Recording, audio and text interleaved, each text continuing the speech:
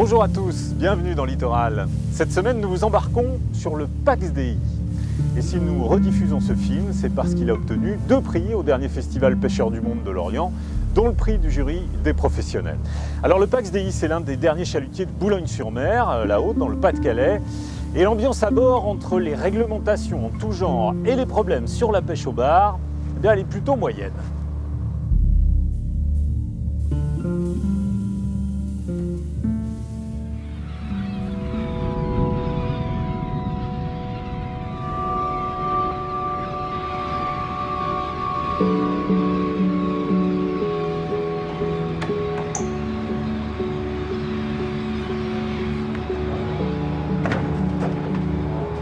« 3 heures du matin, le port de Boulogne est à sa routine. Débarquer du poisson pour la vente du jour. Premier port de pêche en France, Boulogne connaît pourtant un contexte difficile depuis des années. Fiers d'une cinquantaine de chalutiers de 25 mètres il y a 15 ans, ils sont moins de 20 aujourd'hui. Les plans de casse subventionnés par l'Europe sont passés par là. Aujourd'hui, de nouveaux nuages s'amoncellent. D'un côté, des quotas restrictifs, de l'autre, l'interdiction de pêcher le bar. Enfin, un mot étrange, les rejets, anime les conversations sur les quais. Nous avons décidé d'embarquer pour une marée à bord du Pax Dei, l'un des chalutiers de Boulogne, pour partager le quotidien des pêcheurs et comprendre ce contexte pesant dans lequel ils travaillent. Départ pour le détroit du Pas-de-Calais, cette étroite langue de mer coincée entre France, Angleterre et Belgique, là où dans quelques heures le Pax Dei jettera son chalut.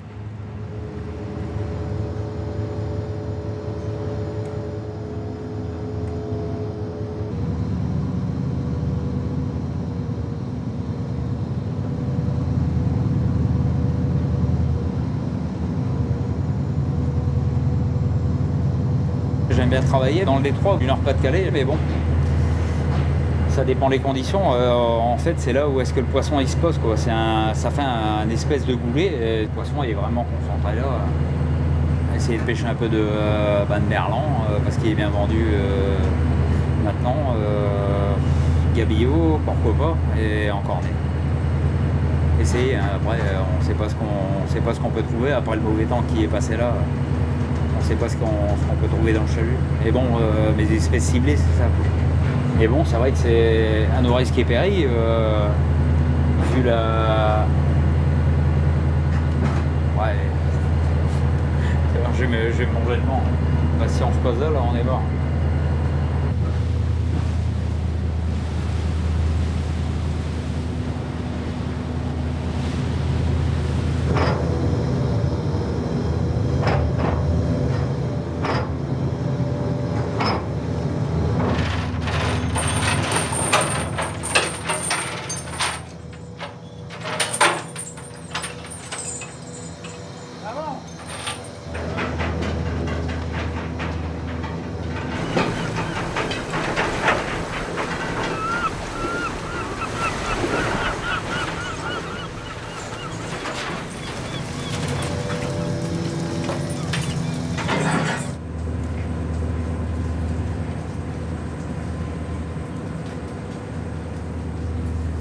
Depuis longtemps, la pêche professionnelle a coutume de rejeter à la mer les poissons qui n'ont pas de valeur marchande.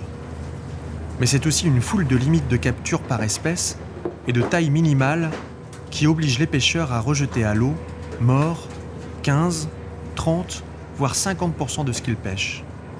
Ces poissons, on les appelle des rejets.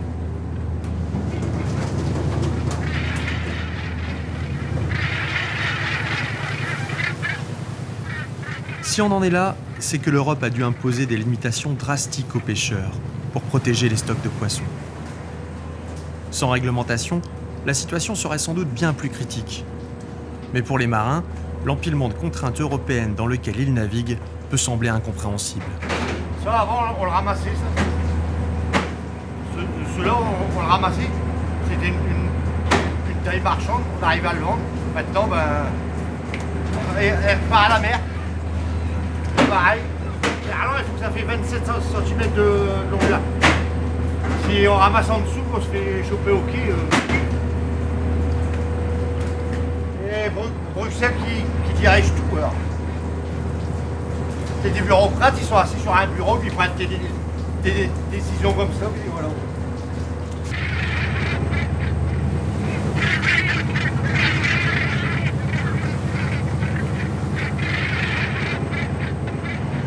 Tout poisson qu'on rejette à l'eau maintenant, ça met un peu le moral des hommes à zéro, quoi, parce qu'ils commencent à rejeter leur salaire par-dessus bord, alors qu'on sait très bien qu'on a un métier très difficile. Et même moi, ça me fait mal au trip, quoi. J'en peux plus de voir ça.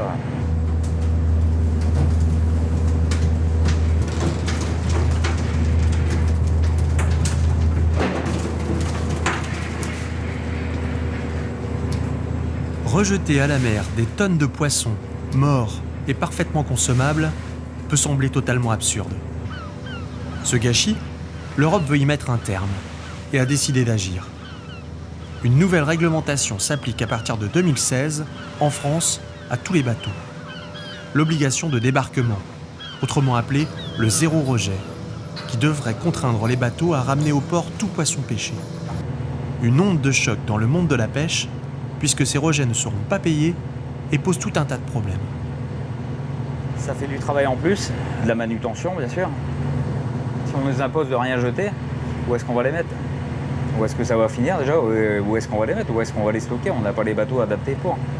Et ben je ne sais pas comment faire. On sera obligé de débarquer tous les jours pour la sécurité des gars, parce que les bateaux ils vont être remplis assez vite.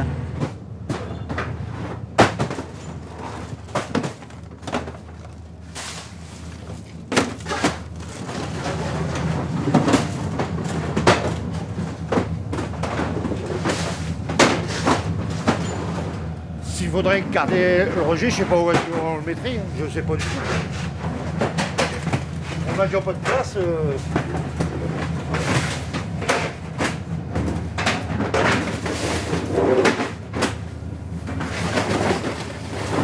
Il y a 700 caisses à bord d'un bateau comme ça. Quand il y a les 700 caisses, le bateau il est plein. Il n'y a pas de place pour le rejet.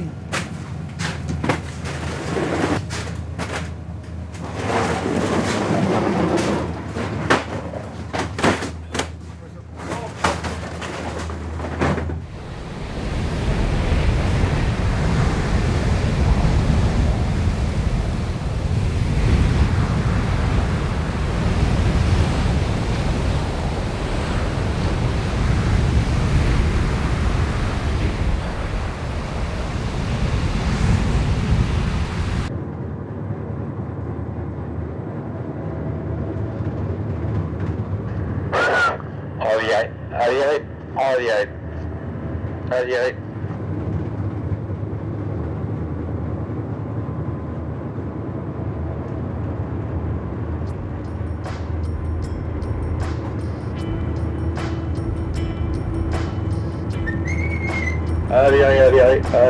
Allez.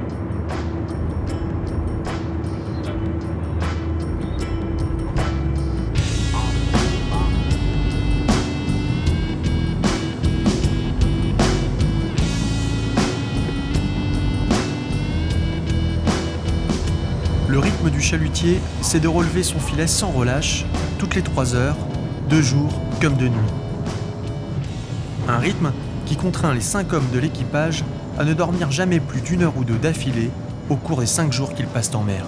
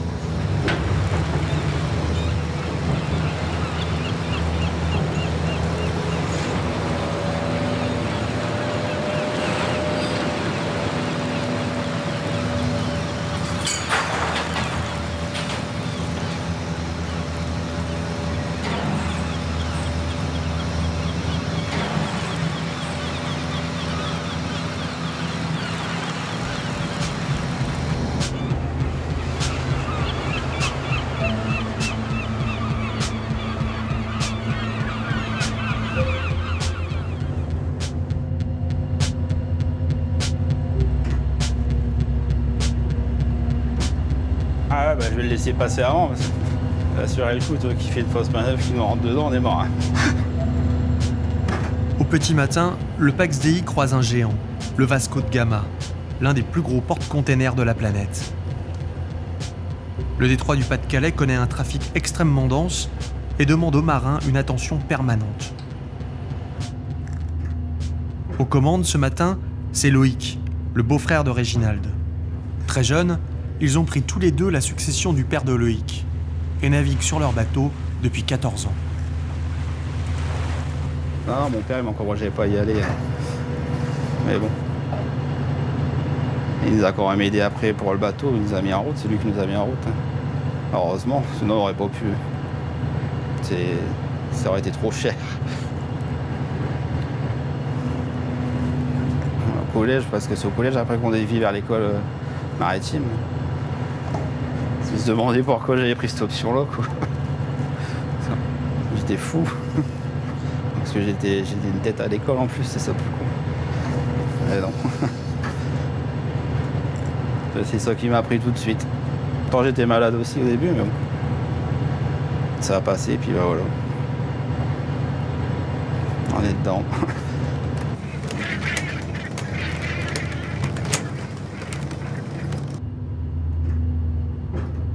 Depuis leur début, la pêche a été bonne pour Réginald et Loïc.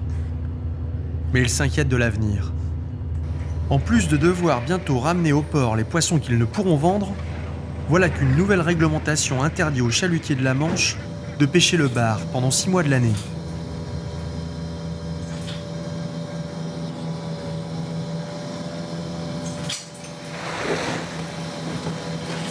En interdisant aux chalutiers de commercialiser le bar, le législateur européen cherche à stopper une chute inquiétante des stocks de ce poisson très prisé. Une chute pour laquelle les scientifiques ont mis en cause la responsabilité des chalutiers. Il est encore vivant, bon. On va le rejeter, petite bête. Hey, il sait ce qu'on faire, lui. Hein.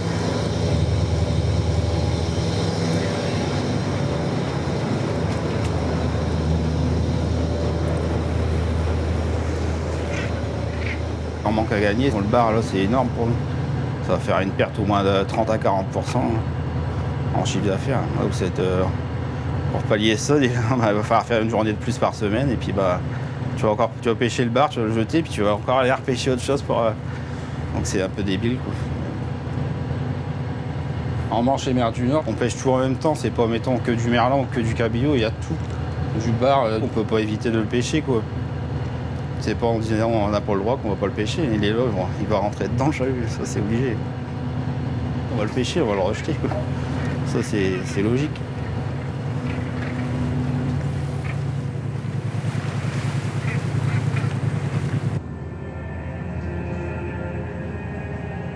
Le monde entier doit unir ses efforts, car tous dépendent les uns des autres. L'avenir des baleines, des poissons, des oiseaux marins et de millions d'êtres humains repose sur une exploitation mesurée des ressources du Pacifique. Préserver ces richesses, c'est permettre aux mers du Sud de rester ce qu'elles ont toujours été, des mers de rêve.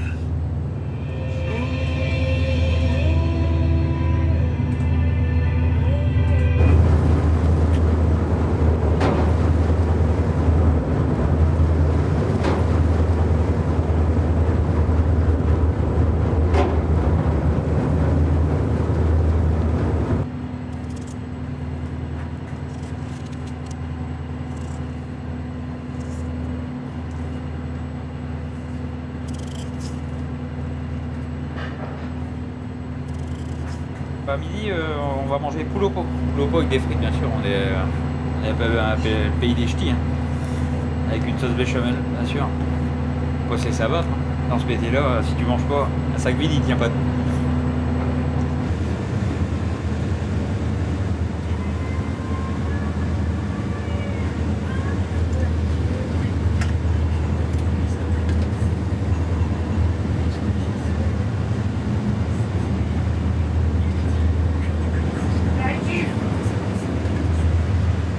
Quand on rentre à la maison, c'est nous qu'on fait à manger. On aime ça. Et tout le monde, hein. Vous pourrez demander après aux autres, c'est pareil. Hein. On rentre chez eux, il faut en manger. Comme on rentre le vendredi ou le samedi, souvent c'est vendredi, la nuit du vendredi au samedi. Après, bon, le samedi, on repart dans la nuit du dimanche au lundi. Ça fait pas beaucoup chez soi avec la famille.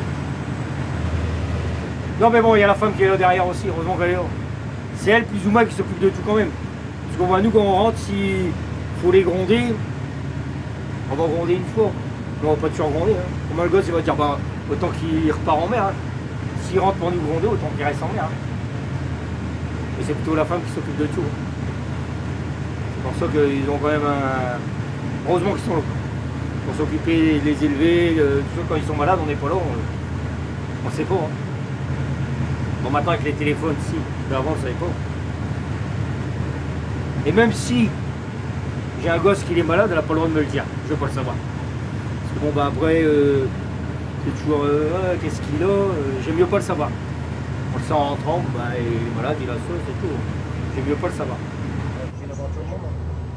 Cette plante, originaire du Mexique, est séduite par son cet abricot de la nature.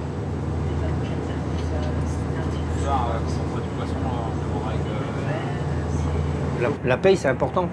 Puis c'est à la semaine la paye. C'est quoi une bonne paye?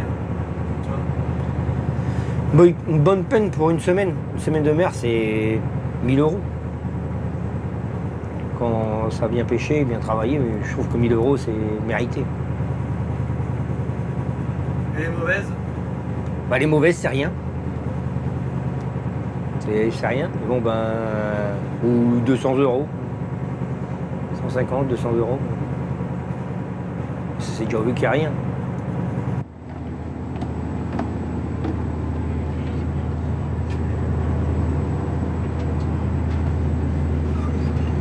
Quand je pars de chez moi, je suis parti pour travailler. Je m'en vais le lundi, je rentre le samedi ou le vendredi. Ça me fait 100 heures de boulot par semaine. Quand je suis parti de chez moi, pour moi, c'est du boulot. Et quand on revient bien, on vous dit, il n'y a que 100 € à partager. Pour une semaine, vous m'excuserez, c'est... Non, je parle bien par semaine, pas par mois. Hein.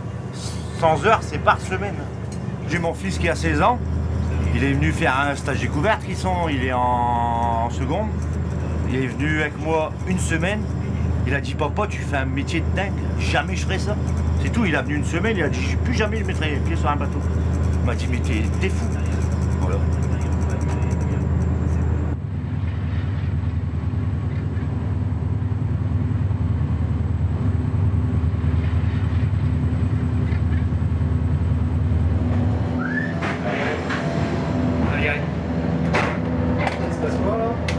Là, on est stoppé, on est croché. Hein. Réginald redoute que son chalut se soit accroché violemment sur le fond. Pour les chalutiers, l'accroche est un vrai danger, puisqu'on peut y perdre son chalut et, à l'extrême, voir le navire sombrer. Le moteur étire, ouais, et on a perdu de la vitesse. On est stoppé là. Qu'est-ce que ça peut être? Je sais pas, un câble électrique ou une croche.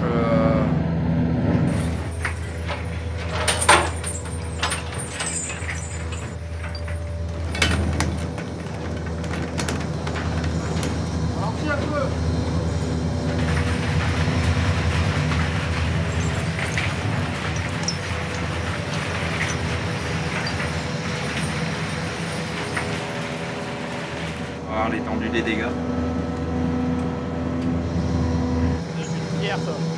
Cette fois, rien de très grave. Le chalut est déchiré, mais le poisson est resté dedans. Christian, Fredo et Pascal s'en tireront avec 1 heure de ramandage. 1 heure prise sur le sommeil et le repos attendu.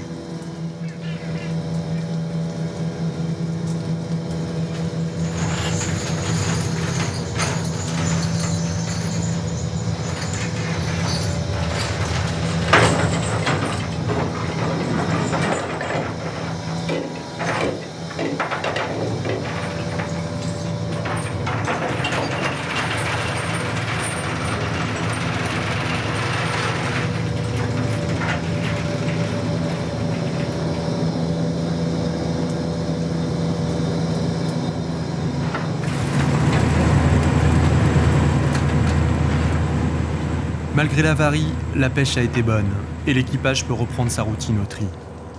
Cette fois encore, ce sont des centaines de kilos de poissons non commercialisables qui vont être rejetés.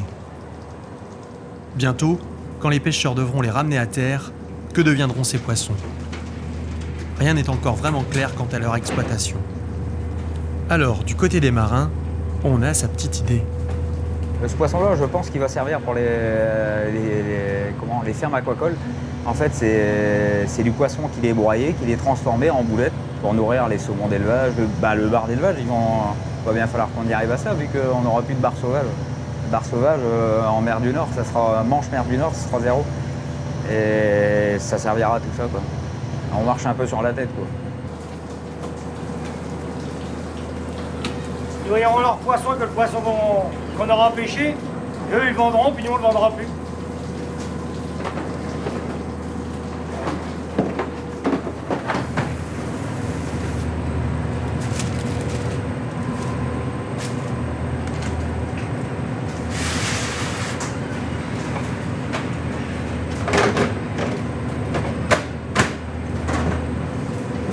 On veut que la pêche, ça soit terminé en France. Et puis c'est tout. On veut que de l'élevage. On veut faire que de l'élevage, voilà. Alors ça, il va falloir qu'on le ramasse. On ne va pas être payé, mais il va falloir le ramener au quai. On va faire quoi là? Il va falloir le glacer, il va falloir le manipuler, tout, puis on va pas être payé. Et je sais pas, mais...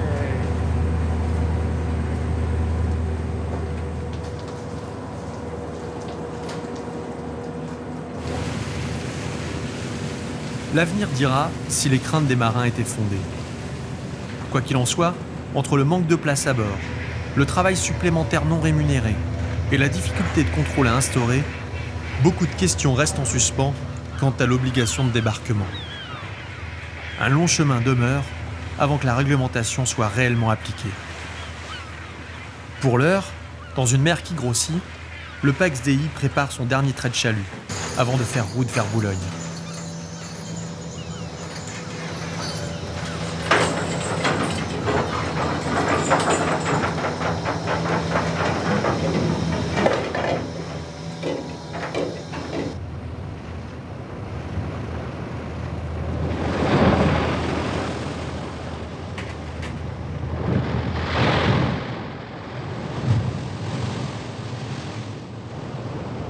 Au bout d'une semaine, on va dire qu'on est un peu lessivé, déjà par le temps, les contraintes qui se passent derrière, et puis c'est plutôt par le temps. Vous voyez là, ça bastonne un petit peu. On commence à en avoir un peu limite de faire route. Le prochain train, on fait route. Il y aura 4 jours de mer, mais bon, ça suffit. Et je pense que bon, là on a fait, c'est pas une pêche extraordinaire, mais bon, ça va être, on est quand même un mot qui est assez correct. Je pense que ça va être entre 7 et 900 € pour la semaine.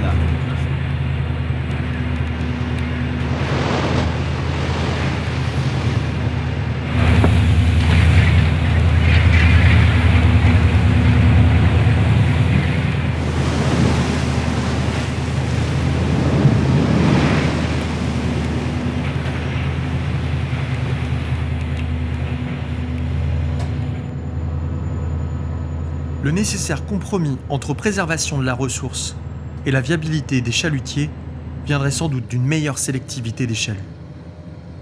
Il faudrait pouvoir trier au fond de la mer, pas sur le pont des bateaux. Après avoir déjà fait des efforts en augmentant la taille des mailles de leurs filets, les chalutiers se demandent comment mieux faire. En tout cas, la pérennité de leur métier en dépendra. On va se reposer maintenant. Encore débarquer le poisson, faire la propreté. Encore pour 4-5 heures de boulot quand même. Avant de remonter à la maison. Voir la famille.